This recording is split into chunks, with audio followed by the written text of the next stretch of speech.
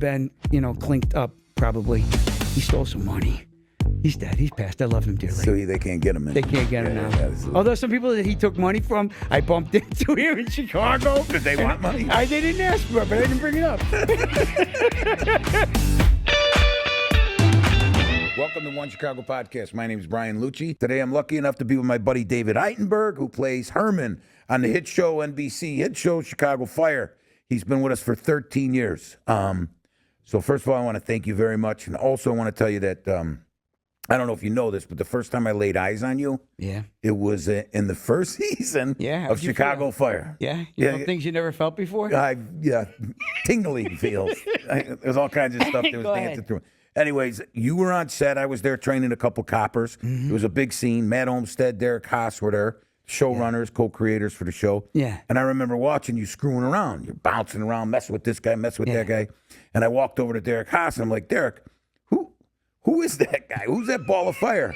And his words to me was, that was a ball of fire that shouldn't have been. That's right. And I'm like, what do you mean by that, Derek? He goes, well, in my mind, when I created the person who was going to be Herrmann, who's the guy you're looking at right now, that ball of fire over there that shouldn't be, he said he had a whole different person. He was thinking someone larger than life, like from, what the frick is it called? From Little John from Robin Hood. How did you know? You're like a mind reader. From Robin Hood. That's who he thought it would be. I know. So he said that what happened was you came into an audition, and within seconds they knew that was our guy, that David Eigenberg was going to be their Herrmann. They found their Herrmann. Yeah. And what was more important than that, they said that they found their heart of their show. The heart. And my father said after seeing me the first couple of seconds, that's a fireball that shouldn't have been. That's what my pop said. All right. If we could go back to day one when you found out that you landed the role of Herrmann, what do you remember? Oh, well, I went in there, and Derek can say whatever he wants.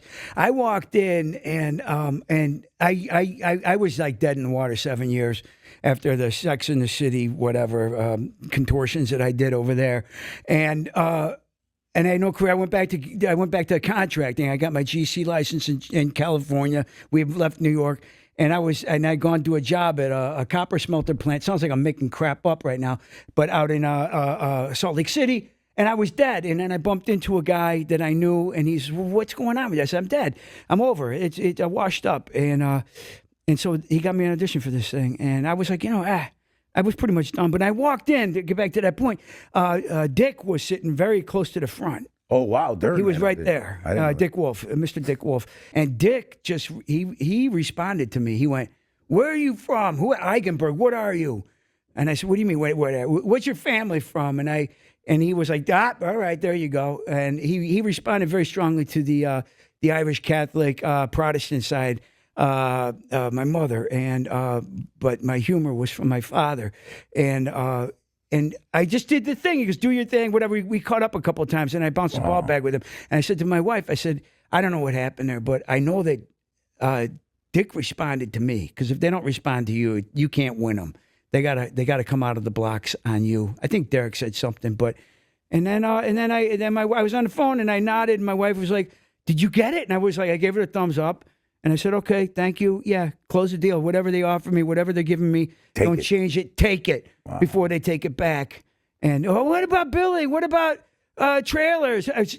You work for me. Close the deal. I would have done it for half of what they were going to give me, and it was good. But so she said, "Why aren't you excited?" The long answer to your simple question, because I said I can get fired tomorrow just because somebody up the ladder. I can go to Chicago. They don't like me. I'm not big enough. I'm not, what do they call it? Little John, Little Bear? John, yeah. Yeah, I'm not Little John You're enough. not what was in his mind. They didn't want they wanted a big Little John, not a little John. Right. And, or do the table read and get fired, or do the first step, whatever. I said, so I've never been happy, because I never know, your head's on the block every day you walk into work. I feel the same way. When was the first time that you really felt like you understood who Herrmann was as a character? No, I got him from the beginning, because as soon as I read it, he was a guy the character was losing. He was a firefighter, and I've had firefighters my whole life for the weirdest reason. One was a Chicago firefighter. When I moved to New York City, lived in the Sloan House YMCA and SRO with everybody living in there from every gender, every sexuality, every whole thing was, an LGBTQ haven back in the day, 83. And there was a guy who was not retired, but he had been on Chicago Fire Department for 9 years or something, and we became best friends, not because of that, but because he was a great soul. And then my best buddy, I did construction with in New York, got on the job in New York, and he lived through 9/11. They lost 7 guys in their house. So I get firefighters because they've been my friends, and then the guy also lost his house, and then the guy in the story. The guy came to get the keys, the repossessor, whatever they call him, and he chucks him across the street. And I went, oh, yeah, I get that. Yeah. So screw you. There it is. Yeah. So, I mean, it just leads us to how much of David Eigenberg lives inside of Herrmann, or how much of Herrmann lives inside of David?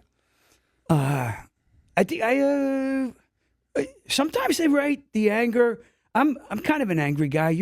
See, you and me, we laugh a lot because underneath there's we want to kill somebody. want to take them out quick. Yeah. But it comes, and I think it's because of you. It comes from a deep passion of love for people that the hatred grows out of, wanting the world to be a better place, but there are problems with morons in the world, and then we want to really react to it. Right. And we don't, because that's not a productive thing, but there's a rage inside of us. And we let it out sometimes. I've never seen you mad, but I know that. I know by talking to you and the way you laugh. Yeah, but I love I know you do. I'm not putting words in your mouth. So that's the David inside of you. That's the David inside of me. That's the Luce. That's and the Herrmann that they created, which pretty much you created so much of. Does he come out in you? Yeah, definitely. Everyone's always like, oh, the Steve thing from the Sex and the City. Because they go, oh, he's so nice and perfect. They have no idea how hard that character was to do. Yeah, that seems like Herrmann is easier for me to do because I live in that rage. And you know the fireman. You were a Marine? You came from Marine Corps reservist for 4 years, yeah. For 4 years. So I made Lance Corporal a couple of times. You know what I'm saying? Thanks for your service. You were a father. Thank you for your service. You come from a big family. It seems like they all kind of run into like a fireman, like a blue collar guy. I mean, that's my background. And that's why I grew up. Everyone makes my wife just said to me, my wife grew up in Jersey, and they call it Bridge and Tunnel in New York City. They make fun of people from other places, and she was Bridge and Tunnel, and I love her. And she goes, what do they have in Chicago? And I said, Naperville. And she said, no. We got a rip fest. Which is where I'm from. I mean, I went to junior high and high school there, but I grew up when it was a working class town, and it wasn't the fancy, downtown was dead. Where'd you get this accent? That's not a Naperville accent. My father was from the Bronx.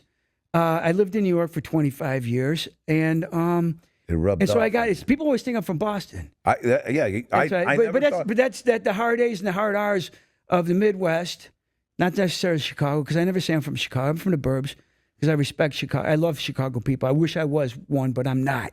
So you're born in Illinois, right? No, I wasn't. I was born in Queens.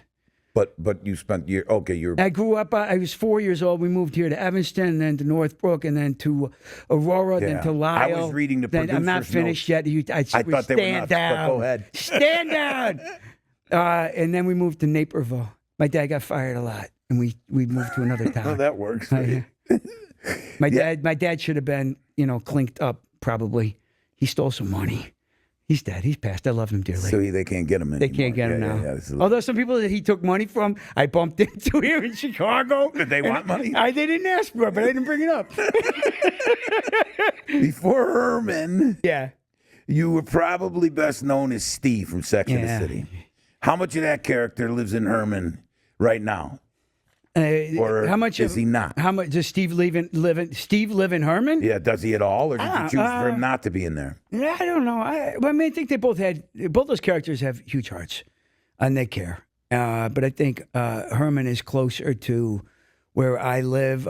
Steve was, the boyfriend that understood. People don't understand what you play sometimes, and they go, but what it was is he had compassion. Mm-hmm. Steve had compassion and understanding because he had lived. And I think I had lived enough. Like actors, I think there's some great actors that could do anything from the time they fired out their first hot dog. But then there's other actors like me. The longer you live, the more you have to draw on, the more you have compassion and understanding. And then you can share that through your work.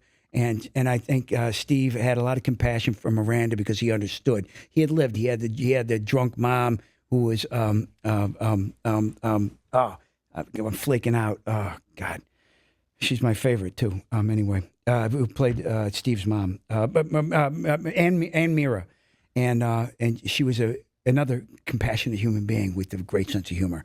And I love being around humor because it makes life easier. It's so much easier. And you can understand it. The harder you laugh. Yeah. You find a hard laugher, you're going to find some compassion. I just seen something, too. The more you tease your friends, it's like a 300% more that you get along better with each other. Because you get ball busting or whatever. Yeah. And busting chops. Busting chops. Yeah. Slicing heads, cutting off ears, putting them in your pocket.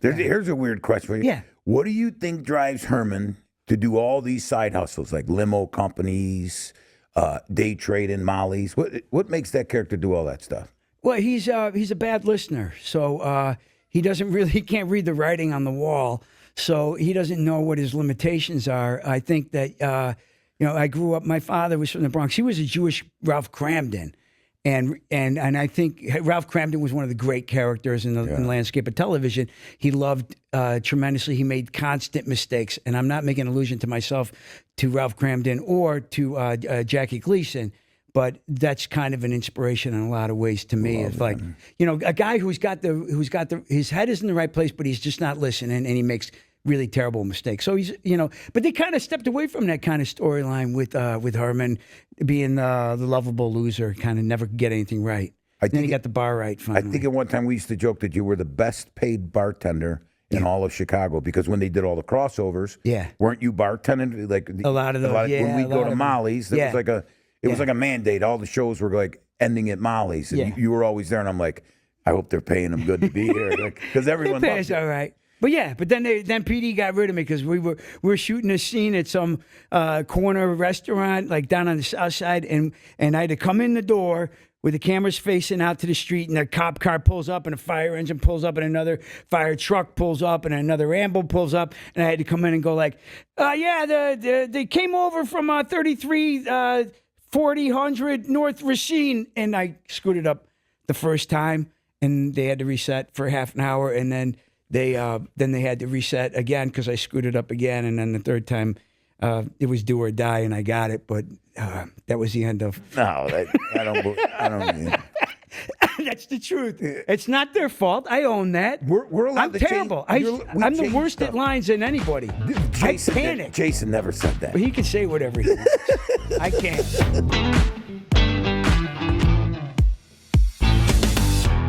One moment from the series that defines Herrmann as a character, what would it be? Just one moment. And that's a tough one too. I don't know. Just here, they did a really good thing. There was an episode a couple of years ago. It's not a direct fireman thing, but they had Herrmann's wife had gotten lung cancer, and he was the firefighter that you would think firefighter gets lung cancer, which was actually, and then she is going through it, and then Herrmann gets a phone call. He's on the apparatus floor by the fire engine, and he gets a call from his son. You never hear the son say anything. And he just responds to him and says, everything's going to be okay. And he's lying to the kid because he doesn't know. Yeah. But he's trying to make the best of a horrible situation and being there for his family, being there for his kid.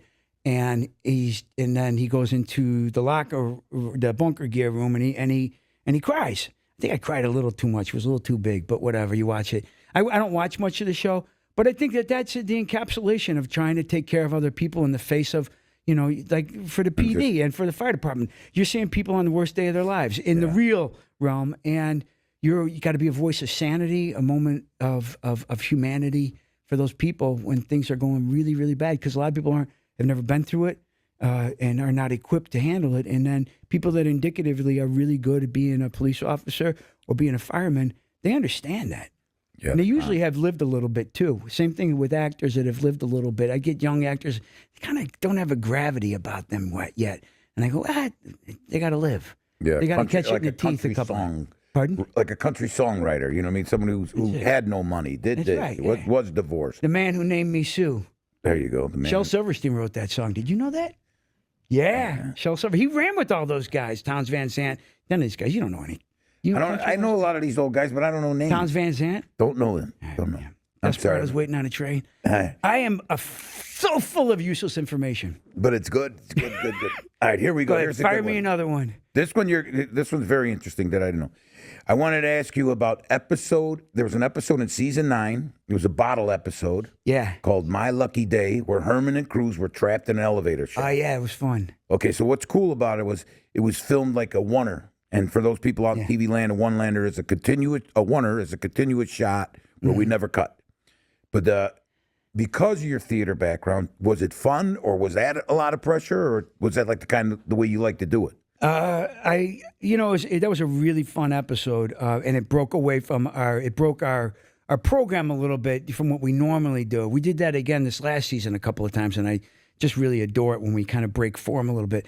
I love the theater. I love television better. We did a 23-minute long take. They didn't cut. They cut it down. Right. We never. It won't sustain. I'm really horrible with lines. It's what'll get me out of the business is having to learn stuff because I just don't retain it, and I'm not going to say the word people, but when you can't remember, you can't think straight. If a fly goes flying, your brain goes very fast too. Yeah, I'm OCD. And so when I'm trying to remember stuff, because I know where everything is, I know where the camera is, I know where the boom guy, and that's all good. But I'm processing 400 pieces of information. Why does her lipstick so red? Oh, that's exactly great. Yellow right. dress. Well, boy, this is, and so I go up and I forget. But when we did the long answer to the thing, I did a 23-minute take. It was all boom, boom, boom, bitty, boom, bitty, boom, bitty, boom, because one thing led into another and led to another and led into another, and it was a lot of fun. Chicago Fire is incredibly intense with physical and emotional. Yeah. No, I'm going to start all over. Can I start again? Yeah. Mm-mm. Chicago Fire. I'm not letting you start again. Is incredibly intense, both physically and emotional as an actor. How do you handle putting yourself through all of that? The emotional and the physical end of it. Well, I'm broke, and you know me. Unlike you, I'm like $1.25 on. When I'm wet, I about $1.45, and we carry about 65, 70 pounds worth of stuff. And then I snapped my Achilles this year, right after I had a hernia operation. And then before that, I had back surgery a couple of years ago. You had the back, right? I had no, not my back, but leg. Yeah. Yeah, you get beat up a lot. And then PD guys got to run. I know some people probably don't run anymore, but I still try to do my running. I still do the stunts that don't look like they're going to hurt that bad. And then you also let Brian Peters, let him hop on there, and he's a stunt guy that covers Herrmann. I've had Joe DeVito. He plays you. I mean, he's a stunt guy. And then Joe DeVito's been the stand-in for Herrmann.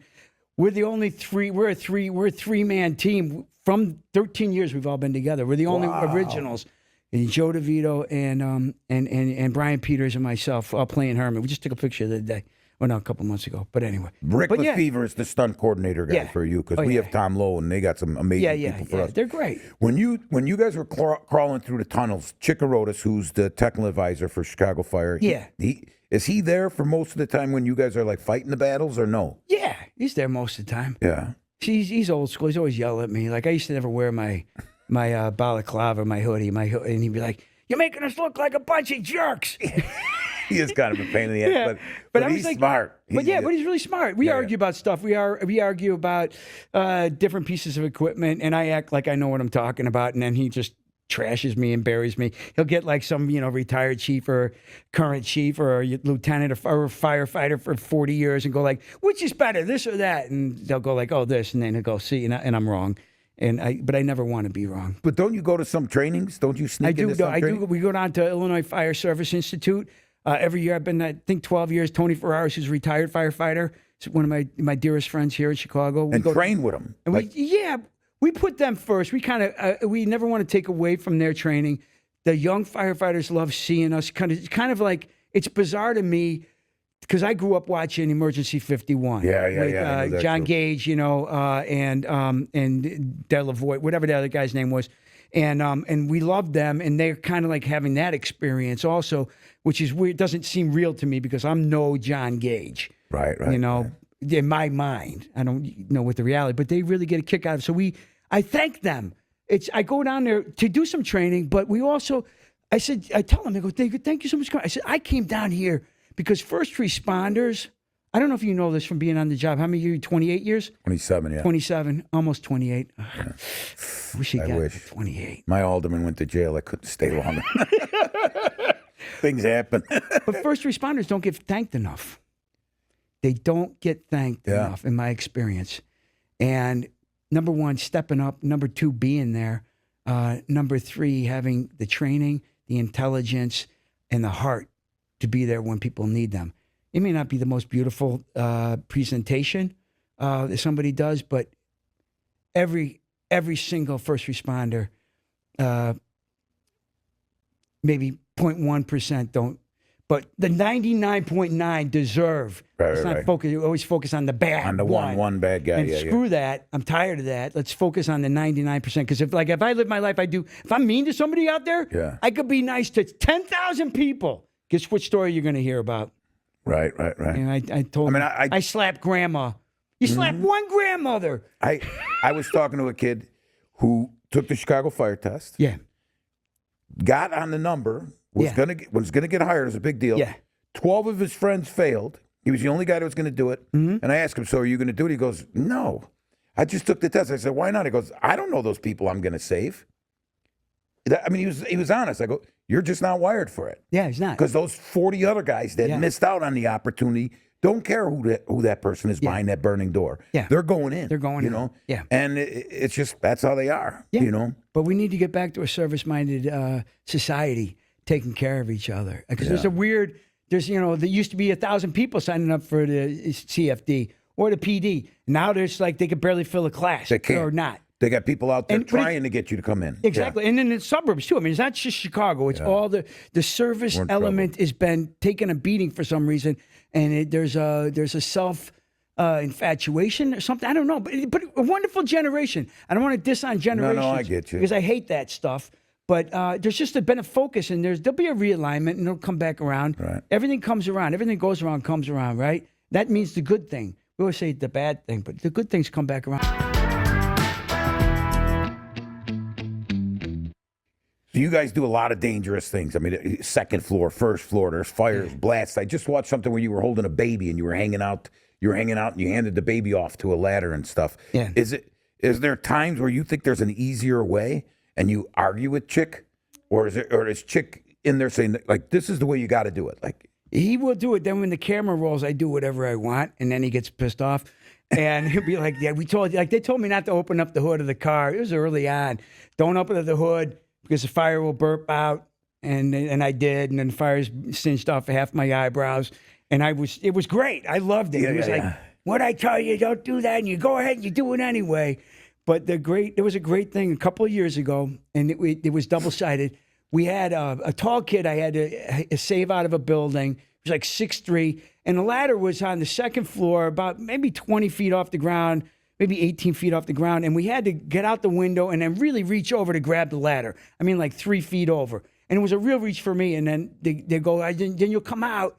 But if you're not comfortable, don't worry about it. And then the young kid, he reached over to it. He was fine. And he went over it. And I went over and I reached over and I went, man, if I split my melon on this thing that doesn't even matter, right? I'm not doing it. Yeah. And then Chick was there and he goes, it took you 11 years to finally show you had half a brain. Thank you for not going, David. And he was really happy with me. Oh. And that's wonderful. He didn't admonish me. And then we broke for lunch and we were walking. There were 2 other veteran firefighters. And I go, you guys going to lunch? And they go, yeah, but you're not walking with us. I said, why? He goes, because you're pushed out. Oh, really? Yeah. So I got left behind by the real ones. See, there's always a price. No, there's always a price. If you had to pick a moment from the series, all 270 plus or 274 episodes that captured what's so special about the show, what would you pick? What makes this show so special? If out of all the episodes, can you pick one where it was like, man, we got it right? Oh, any episode? Any episode. Yeah, I mean, we get it right a lot of times. A lot. Right. We got it right once when they didn't show it in the show. We do this thing, we spend long days outside in the rain and the snow with our rigs, 13 years, and a lot of hours and a monotony but a love for each other. And then somebody, I don't remember, in the first season had an empty water bottle, a water bottle, right? Yeah, right? yeah. The water bottle, empty water bottle. It's not a bottle. But and somebody we put our arms around each other, like 3 or 4 of us, and then we started kicking it and trying to get it through each other's legs, and we call it water bottle ball or something. And we start doing, we do it like, fits and starts. It's stupid. We only play for about 30 seconds or a minute and a half.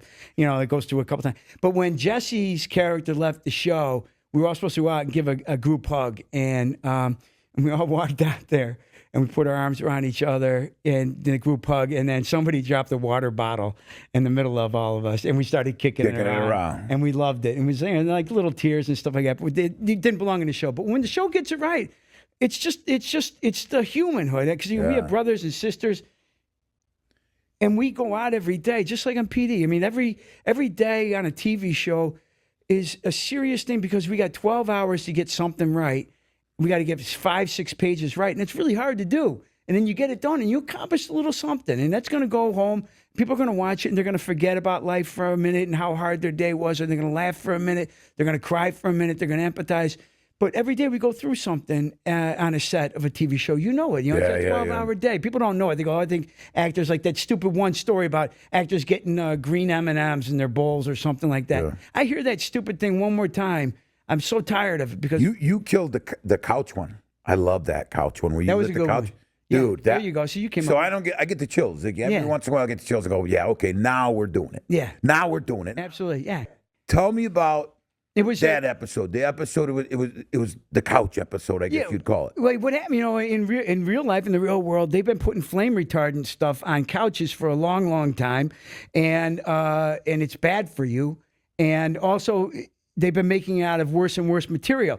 So, like, if it's made out of cotton and wool, it burns at a normal rate, like fireplace. When you build it out of the fossil fuels, plastic, which is oil, the stuff pops up and ignites immediately, and they made the couch. The couches can be really dangerous. You see like videos now, light a couch, you can get 1,200 degrees on the ceiling in about 3 or 4 minutes. So I go to the couch guy and I'm like, hey, make better couches, and he's like, blah, blah, blah. And then I light a couch for him out on the street. But you see these movies where the guy's walking away from the fire. Yeah, you lit that fire. Yeah, that fire went up. Yeah, you're standing there while it's burning. Yeah, and it was beautiful. It was like, our shows are, I get it. You know what I mean? Yeah. But that was a moment where I was like, okay, man, I love this. Here we go. Yeah. Fell in love with you. The fire gets hot. Fire's hot. And it's behind you and you could feel it. Yeah. Oh, yeah. We did it one time with our first stunt guy, our first coordinator, whatever you call him, special effects guy, and he took a few eyebrows off. Mm-hmm. Antonio had to run past the car. He didn't come back the same way. His hair was a little bit different. He looked like Leif Garrett when he come back. I said, was it hot? He just turned his head. Yeah. It looked like a bird was stuck on it. Yeah, it was too hot. What do the fans not know about what happens behind the scenes that you wish they did? That we are, oh man, you can't say something that we are. I know. I'm afraid mentally. Yeah, I know. We are. We have a low grade sense of humor. We are physically aggressive with each other, male and female. Not all the time, but we just, we roll around. You get in bunker gear, you want to wrestle. Yeah, I don't know. I've seen that's not a real thing. I think for real firemen. Although I know a lot of firemen that were wrestlers, but we go at it. Miranda, when she first showed up, man, she threw me to the ground and jumped on top of me and did some other stuff to me. And I looked up, and we were laughing so hard. She started it. She buried me, and I told everybody, I said, she fits in. Looking back on season 13 as a whole, what did you appreciate most about Herrmann's journey? That it doesn't look like he can pull off the whole chief thing. I like that. They were like, you want to be chief on the show? I was like, whatever you guys want. I'm a hired gun, like I do what I do. I don't have a lot of, I don't have enough ego in the game probably in my life, but whatever. I love people. I love being around. I want to stay for as long as I can. So like I enjoyed that kind of journey. I like, everything's always about ascension, and sometimes there was a great book called The Knock Art Artist, and it was a book about a guy who was a great boxer, but he had a glass chin, And sometimes you're just born with a glass chin. It's who you are, yeah. It's who you are. You can't change that. No. And for people who don't know what a glass chin is, like if you're a boxer and you get tapped on the button, out real quick, they go down. And it's not because they're not man enough. It's not because they don't have enough heart. It's how their jaw's built. Right? Yeah. It's just it. It's just it. And you got cut out for the wrong game. And I like seeing that sometimes. It's not always about the ascension and making it home. It's not always about getting the golden goose. Sometimes it's about just getting on with it. That's what firefighters and PD are about. What are your hopes for Herrmann going forward into season 14? Do you have any? I don't really think about it. It's always I love my imagination. My imagination is not been hired to be a producer nor a writer on the show, so I usually limit myself. I dream about every show, but I keep my mouth shut. But if you know what, I enjoy the ride.